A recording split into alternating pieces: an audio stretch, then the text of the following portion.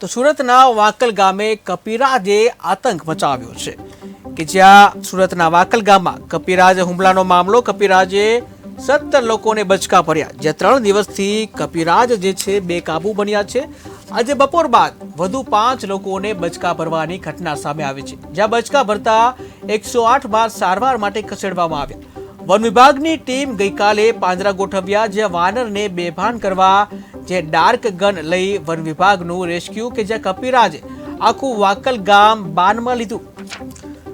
તો સુરતના વાંકલમાં કપિરાજનો આતંક સામે આવ્યો છે અને જ્યાં બચકા ભરતા 108માં સારવાર માટે લઈ જવામાં આવ્યા છે. ઉલ્લેખનીય છે કે 3 દિવસમાં કપિરાજો બેકાબુ બન્યા છે, ત્યારે જે આજે વન વિભાગે રેસ્ક્યુ કર્યું કે જ્યાં કપિરાજે આખું વાંકલ ગામ છે ને બાનમાં લીધું હતું.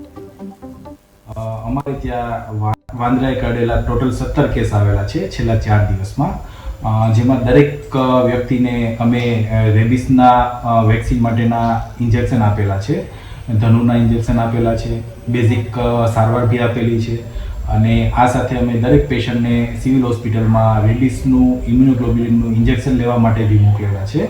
જનરલી વાંદરો જે છે જંગલી પ્રાણીમાં ગણાતો હોય, એમના કારણે અમે એને કેટેગરી 3માં ગણતા હોઈએ છીએ.